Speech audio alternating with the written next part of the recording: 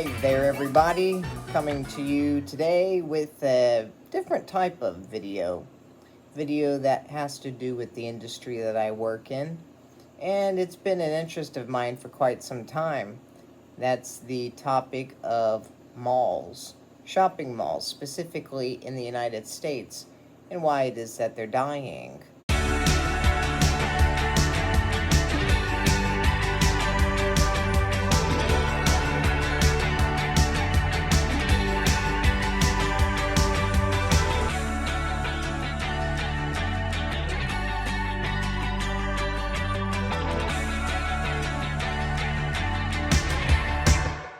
Since the 90s, but more recently, since the mid 2000s, shopping malls have been dying off and rather quickly.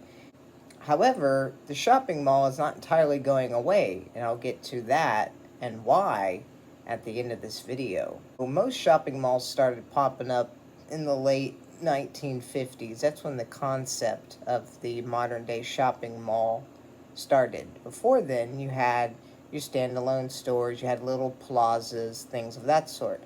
But you didn't get the indoor air-conditioned mall until the 60s, really. That's when they really started popping off.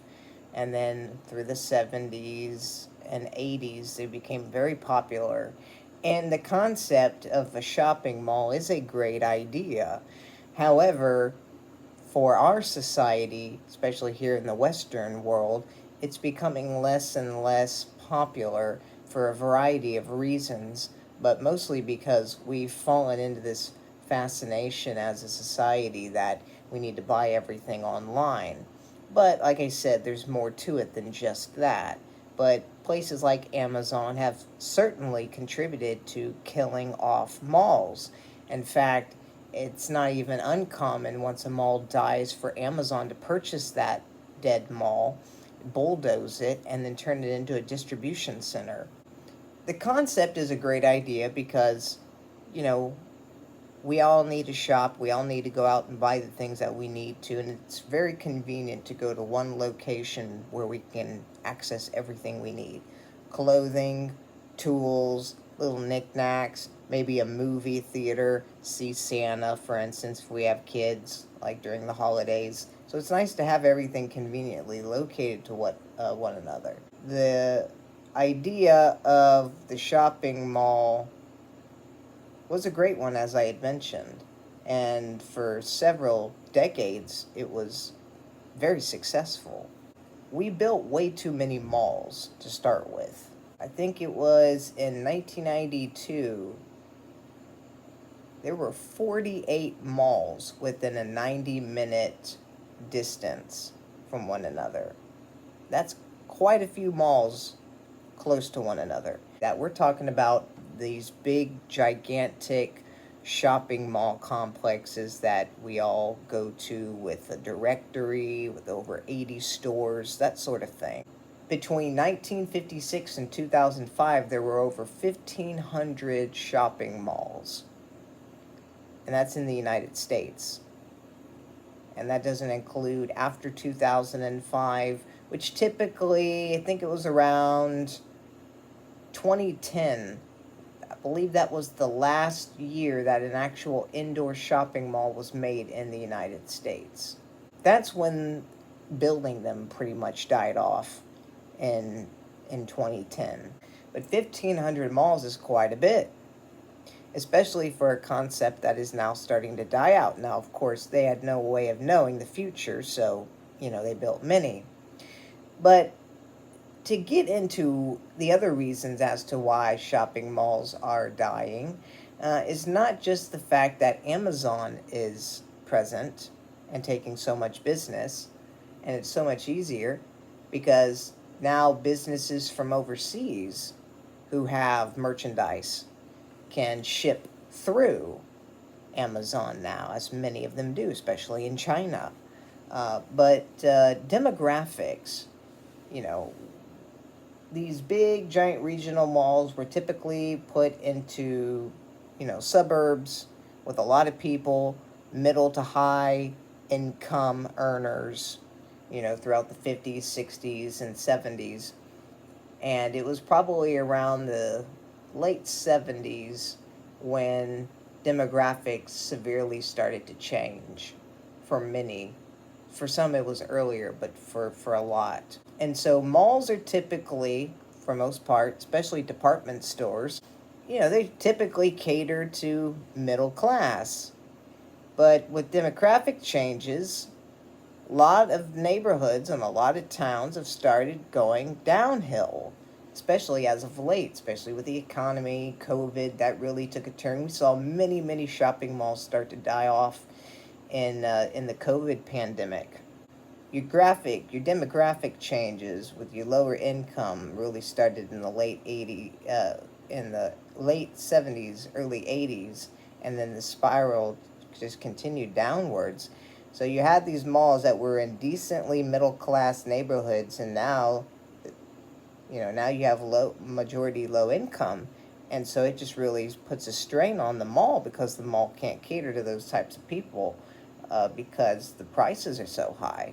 And should store lower its prices, that's less money. Less money means less rent, which means less money for the mall.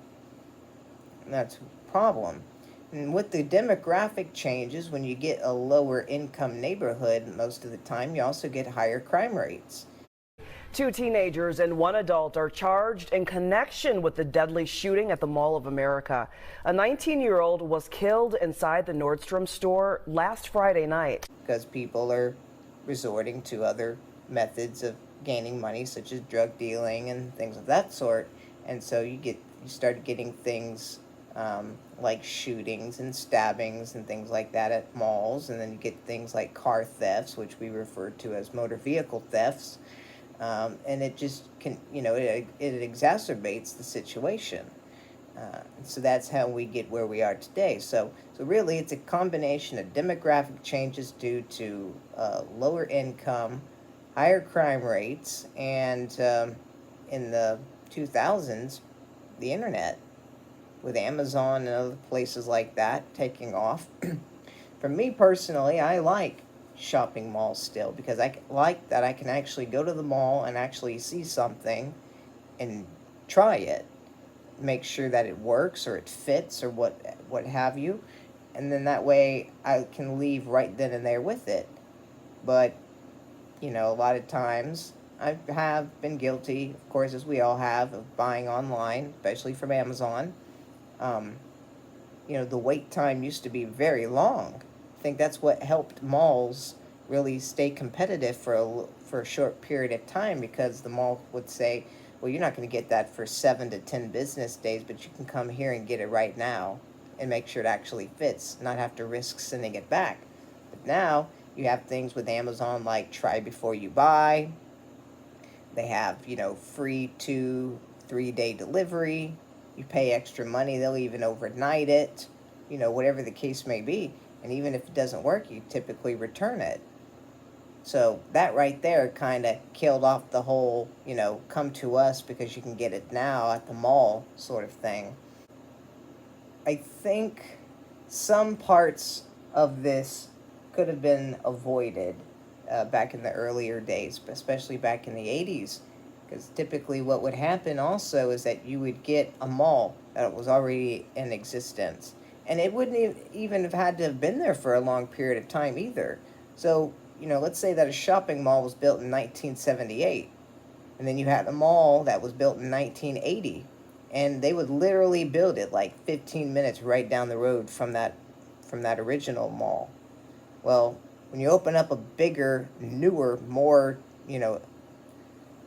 more advanced mall, even if it is just a couple of years older, people are going to eventually start going to that one, especially if it's in a better neighborhood. And so what happened was you started getting all these malls that were getting killed off by other malls being built so closely nearby. And then you have a carnage. All these empty shells of malls left behind. And believe it or not, contrary to popular belief, shopping malls didn't start dying off just in the 90s or 2000s. I mean, we even had Dixie Mall Illinois that closed, I think, in 1975. It was only open for 12 years. The the demographics changed that and only made it last for 12 years. It's fun fact for you, the Dixie Mall is actually the same shopping mall in the Blues Brothers where the police car chase goes through the shopping mall and crashes through everything. But that was after the mall had shut down, of course, not while it was still in operation. So those are typically the reasons why our shopping malls are not surviving. Now, in the beginning of the video, I had mentioned something along the lines of malls are not going away. Now, where are they going if they're not going away? Well, there's actually some locations where malls are being built from scratch, brand new, today. And that would be in places like the UAE, United Arab Emirates, Saudi Arabia, all of those places, India, those places, the Middle East, Southeast Asia, they are very, very popular with the malls because they have so much oil over there that it helps with the demographics to have a higher income. They typically do. So they can afford to because they have these big, giant spaces. They can build these big malls where they know a lot of people have a lot of money and are connected to people with oil and whatnot. So there's no telling how much, how long their malls will last for, but they are still building malls over there in the in Southeast Asia, in the Middle East. And they are very popular malls, and they're very big, gigantic malls. Some of them even bigger than the malls here in America, and it could be, up to like 4 stories tall.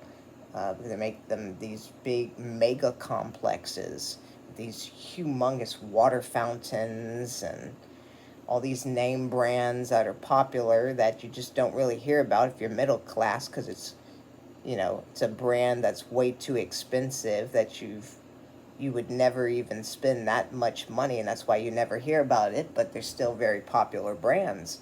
The idea is certainly not going away. We will see more and more malls closing here in North America, unfortunately. The biggest place with the biggest effect, the biggest amount of lost malls, is usually in Ohio, because that was the playground of where shopping malls typically started popping off at first. And so, with that being that state, the state that had basically the birth of many of America's first shopping malls, that's where most of them were built. And so when malls start to collapse, then many of them collapse around one another. That's why you have so many malls that die off in Ohio, Pennsylvania, places like that up north. That was where it was really, really big. Shopping malls were very prominent up north to start.